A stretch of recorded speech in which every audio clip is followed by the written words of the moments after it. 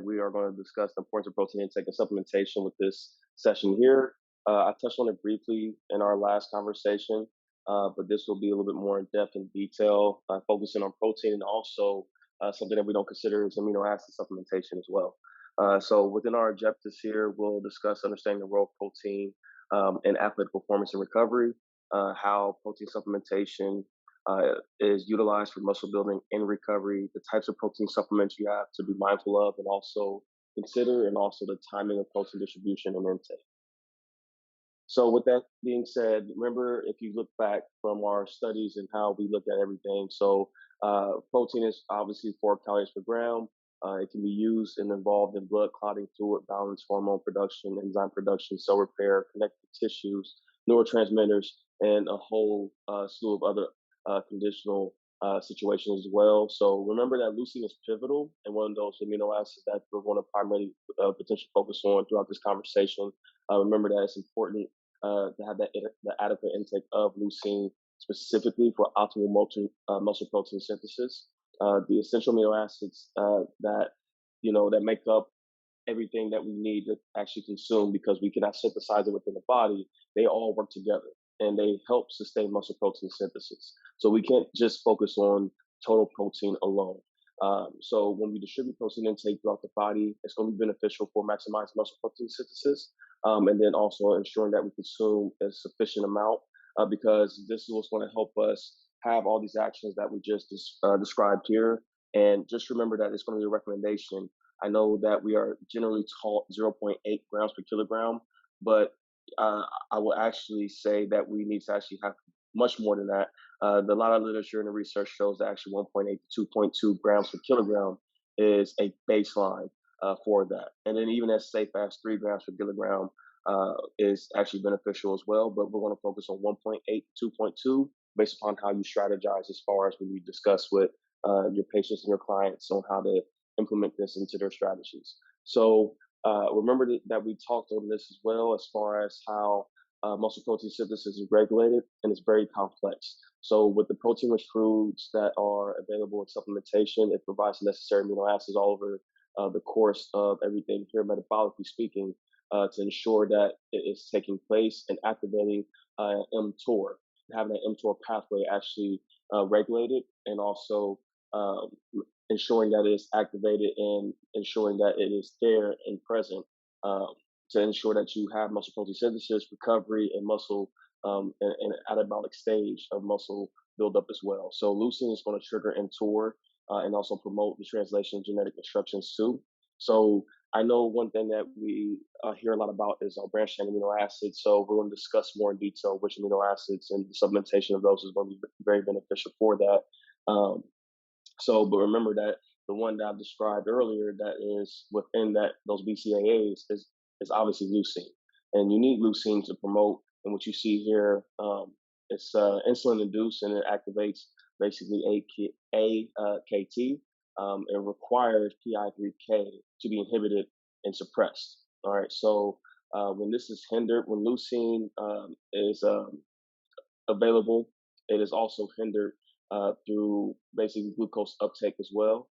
So they kind of work together. They work together or they work in opposition, just depending on the situation.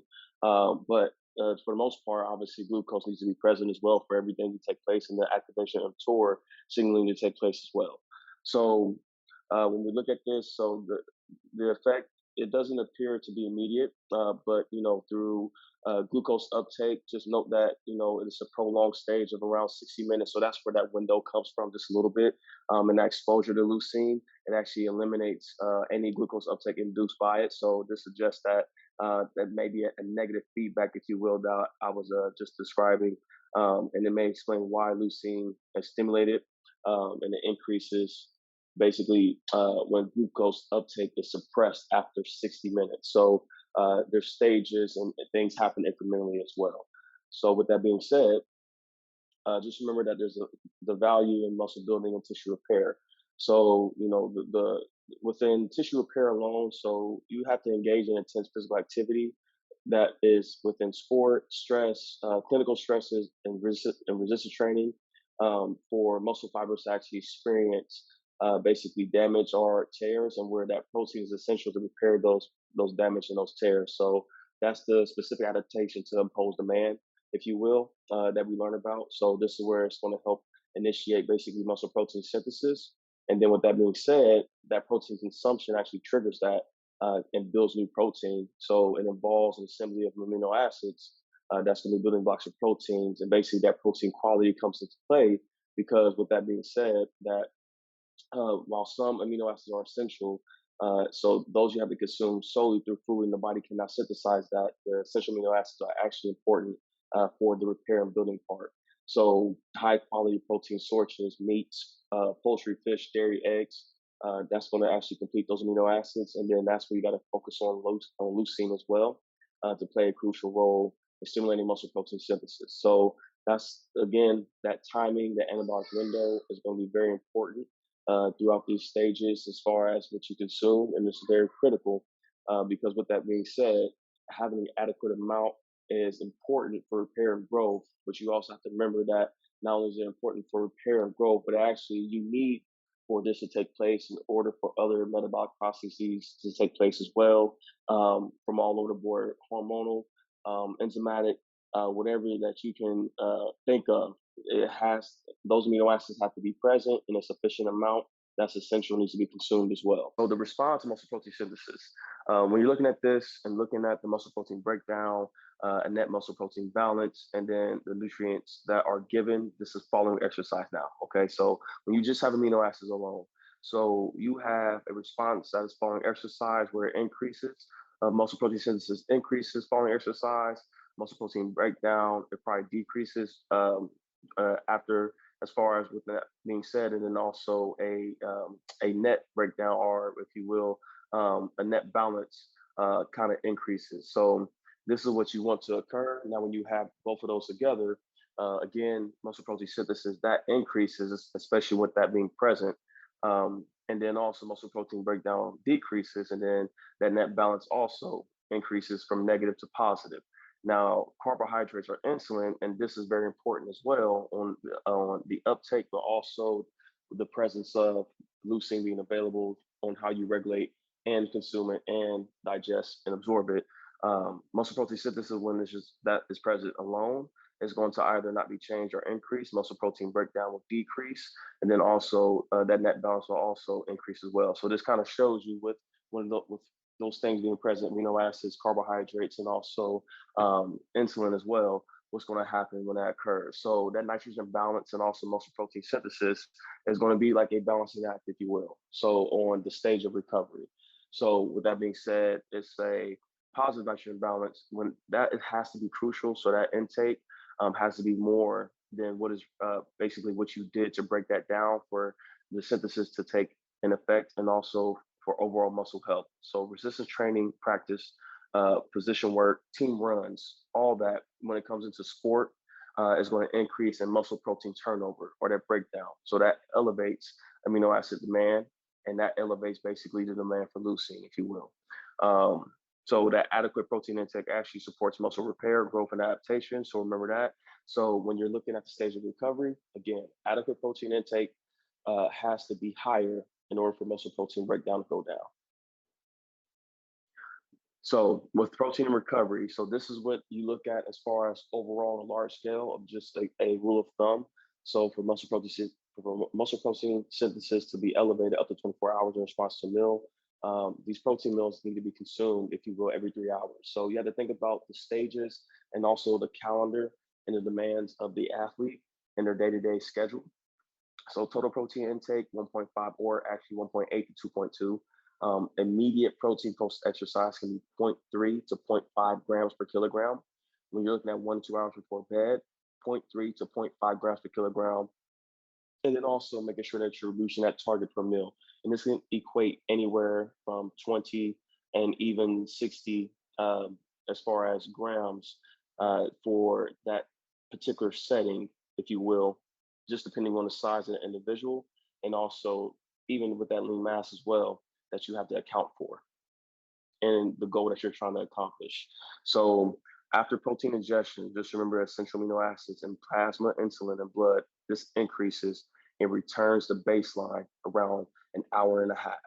Okay, so when that returns, so there is some conflicting as far as research, if you will, that a window does not matter, but it's always safer to be safe rather than sorry, and just stay when you're looking at the demands and the rules as far as how metabolically speaking, what happens in this process, especially with the essential amino acids and plasma insulin in the blood, with that being increased, ensure that you're meeting the demands to make sure that you're having an anabolic stage. And muscle protein synthesis is taken into effect because that has to be present.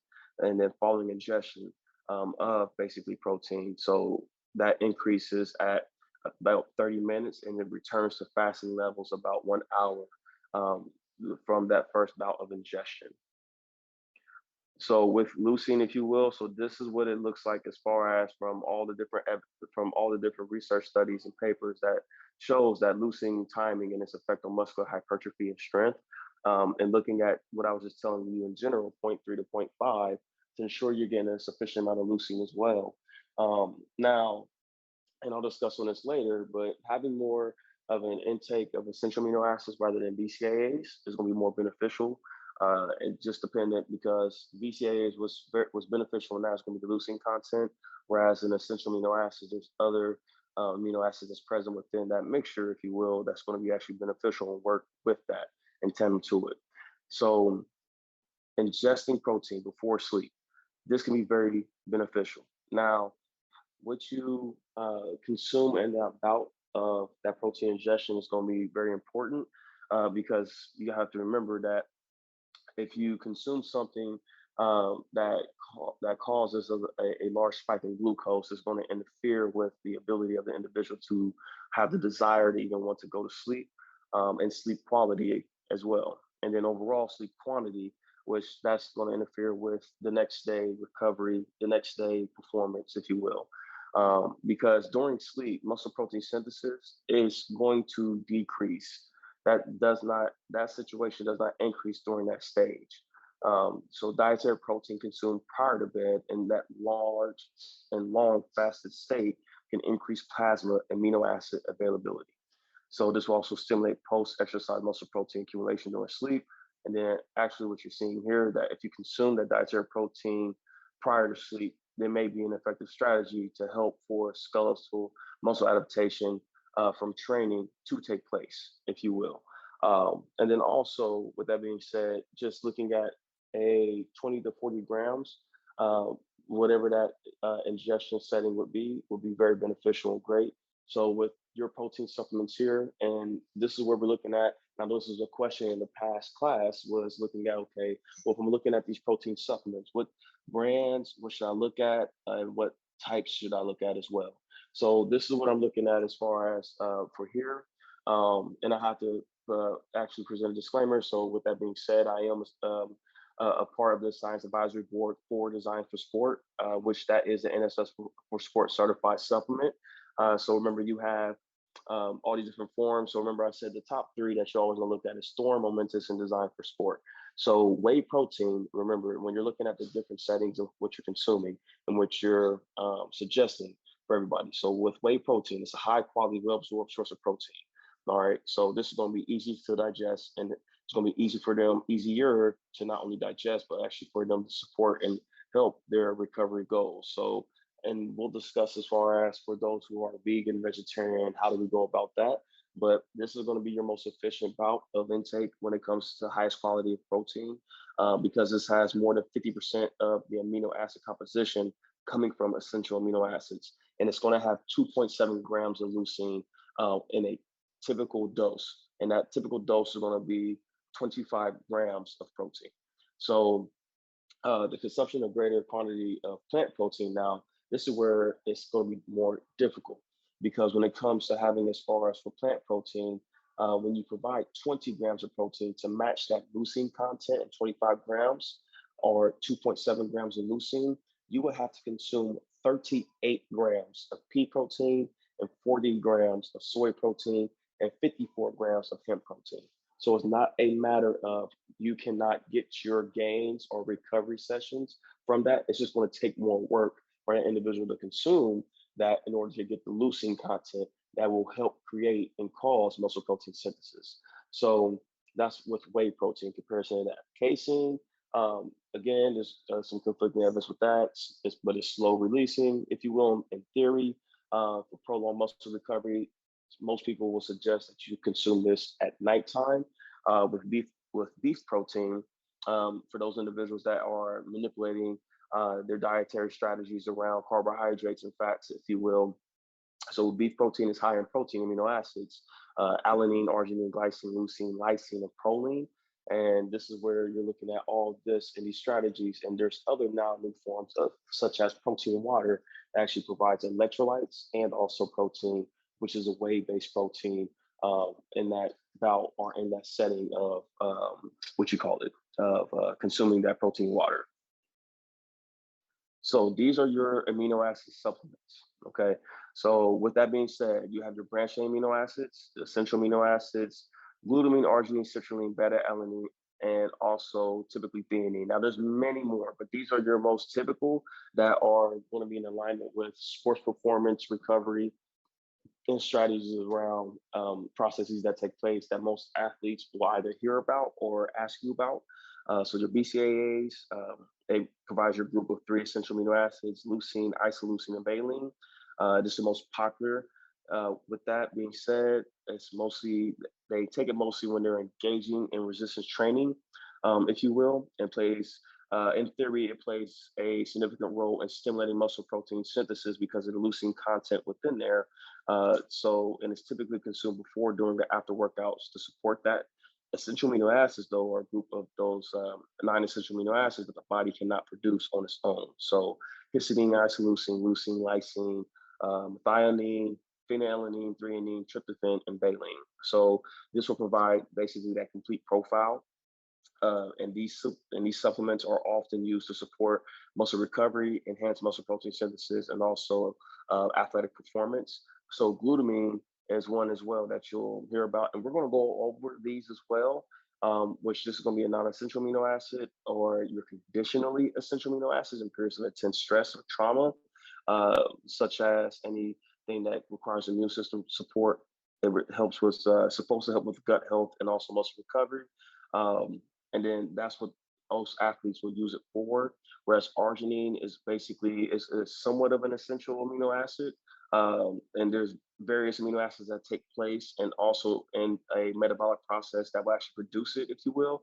But most of this is actually either suggested or consumed because it's processed in the nitric oxide and nitric oxide synthesis. So this will promote any blood vessel dilation and actually promote blood flow, if you will, and nutrient delivery. Citrulline also is something in a collaborative, basically amino acid, if you will, that supports arginine in the body, and which some will argue that actually meeting the citrulline content is actually more beneficial than actually taking arginine alone because of the process within citrulline to produce it, and we'll go over that here soon. Um, but this is used to enhance performance, delay any fatigue, and also improve muscular endurance. And then beta alanine is actually a non-essential amino acid, and it's used by the body to produce carnosine. So this will help buffer basically that burning sensation or any acidity in the muscles during high intensity. It's not a bad thing. You need that because that actually helps with producing basically that quick energy, if you will, in the ATP PCR system to ensure that that high turnover is meeting the demands for the stress that's being involved with that sport.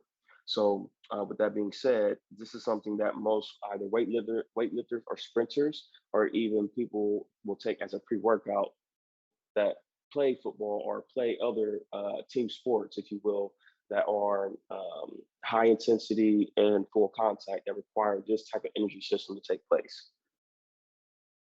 So your branched amino acids, and right here I got a thumbs down on it. Okay, and that's because I'm gonna be honest with you, it is not needed because you can ingest this daily, and you can meet your leucine needs from essentially from when you consume eggs and meat in an adequate amount. Okay, so they and actually from the review article from Wolf in 2017, it actually does not promote muscle protein synthesis, if you will, and that's something to look further into looking at that reference a little bit more. So, but the combination, though, again, the most beneficial thing that's within there is the actual that causes an anabolic state. There's going to be that leucine content, and that standard dosage is going to be somewhere between 2 to 10 grams. So the standard dosage for isoleucine is 48 to 72 milligrams per kilogram of body weight.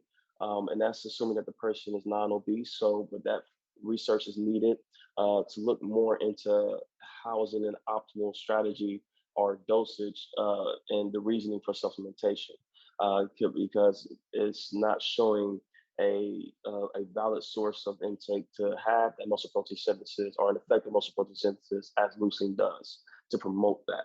Baleen, there's not enough literature out there to show what that has an effect on. And again, it's not necessary unless, I mean, if you actually consume it through your diet.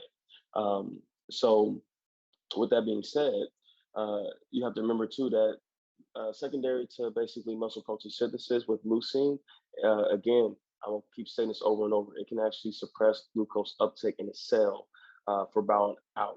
Okay.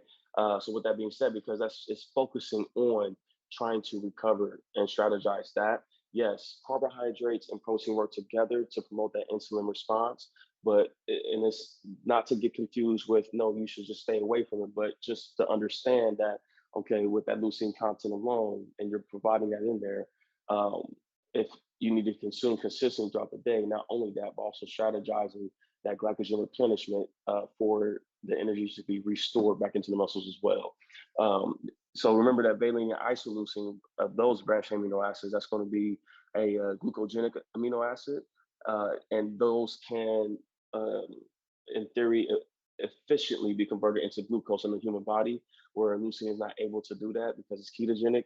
So meaning that it's going to produce ketones, if you will, in the body. So a lot of people that you'll hear a lot of times is that they will use this for those that follow a ketogenic diet due to the fact that in theory, the isoleucine of valine will actually support providing while staying within um, in a carbohydrate depleted state and a ketogenic state, branched amino acid will give them just amount to get them through their training session, if you will, while promoting muscle protein synthesis that's in there. So essential amino acids now. So this is your BCAAs I was just listed: cysteine, histidine, lysine, methionine, threonine, tryptophan. Okay, so this is something that can be consumed immediately before exercise. Um, so it's consuming that before is much better than after because again, it's going to stimulate muscle protein synthesis and have a greater amino acid delivery to the muscle. This most effective dosage is 6 to 12 grams and can be mostly found in milk, pea, rice, soy, and whey. Okay. So with that being said, again, we're I keep saying leucine over and over, so that's a common theme. Leucine, leucine, leucine. That's the focus of we're consuming protein and what to meet in that situation there. Remember, 25 grams give you about 2.7 grams of leucine content. So uh, you have to remember too that when you're supplementing, basically 16.5 grams of essential amino acids, and that's going to be with also it's going to be actually best with 30 grams of carbohydrate um, to preserve lean mass. So as this is something to have, that you're consuming strategically throughout the day, not something that is essentially immediately after training, but something strategically throughout the day, alongside in bouts of pre-surgery and also post-surgery as well. And this is something that can be very beneficial in those stages. And this is actually one of those things that was actually implemented in particular studies that can actually help support the recovery stages and return to play, if you will, and while promoting muscle protein synthesis and recovery as well. So, and beta alanine, so this actually has the literature to back it as well. So it's a limiting factor in carnosine synthesis. It combines with histidine and skeletal muscle. So remember, this is what's going to bind those hydrogen ions. So as the pH of the muscle actually decreases, so this is actually what's going to show that okay, if it binds to that, then it's going to potentially decrease fatigue and increase muscle endurance. So the most effective dosage here is 3.2 to 6.4 grams per day. And that side effect is that tingling sensation. All right. So to avoid that, if you will, that's something that you can look more into. So that's where you can look at having, okay, what is the size of an individual, giving them zero point 0.8 to 1.6 grams every 3 to 4 hours. So, yes, you can accomplish that effective dose without feeling that sensation. You just have to strategically give it to the individual throughout that bout prior to them reaching to the point to where they are going to actually compete.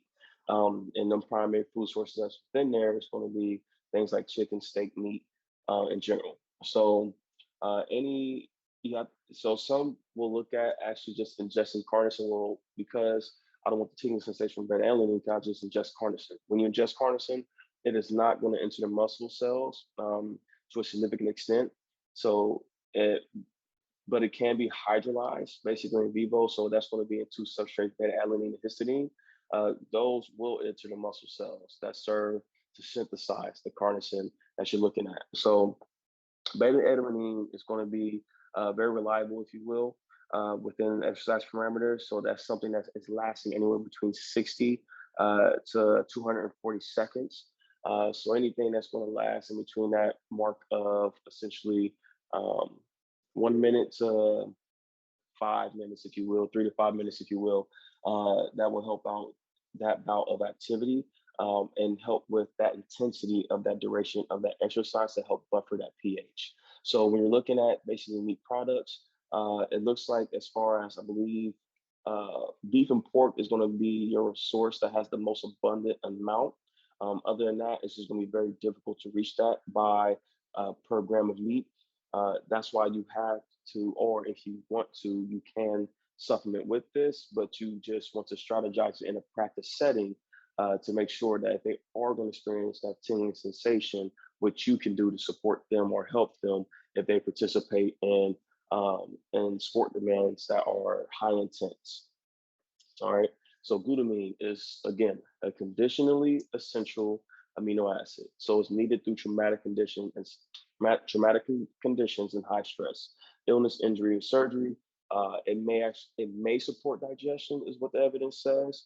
It may increase immune function, decrease gut permeability, and also decrease inflammation. Now, this effective dosage of glutamine is actually going to be unknown, but if you look at the different stages of basically the response of here, so as you're seeing the inflammation stages, this is where glutamine can actually give a beneficial effect on potentially not only this here, but also those individuals that may have IBS. So it's not an end all be all, but it may improve digestion and strengthening the intestinal barrier and reduce that intestinal permeability. So this may be something that help and provide individuals that have those um, digestive issues there. Arginine is going to be unknown.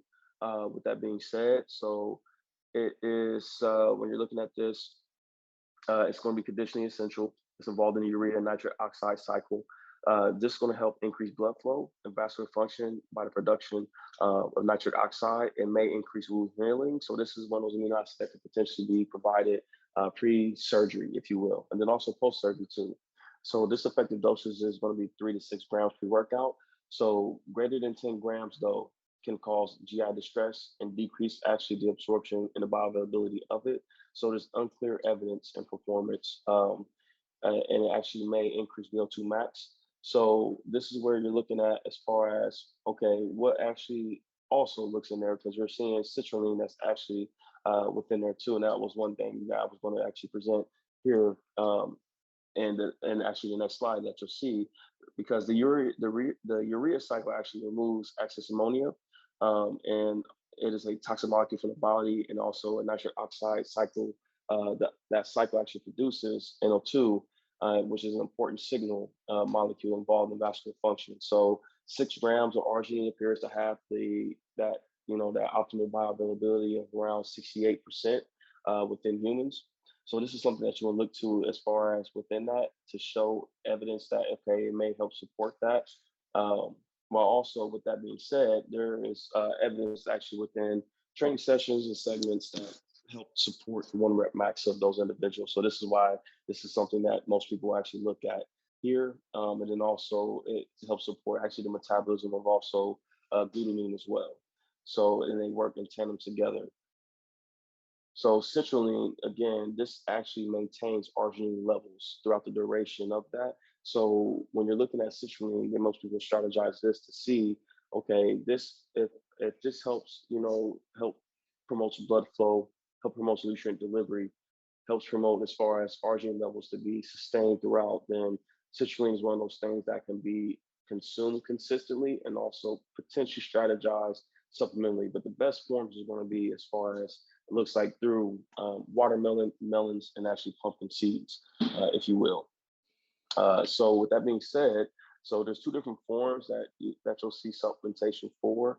The benefits that you see from there is going to be rate of perceived exertion and decreasing that, decreasing muscle soreness, and increasing power output, increasing nitrogen balance, and now its effect on actually exercise performance alone is lacking with evidence. So uh, this is where you have to take in consideration that. So, but one thing you have to also take consideration is that to meet the actual effective dosage of what you see there, 6,000 to 8,000 milligrams or 2,000 milligrams 3 times per day, if you will, and taking that pre-workout. So that's where you got to have to consume 6 pounds of watermelon.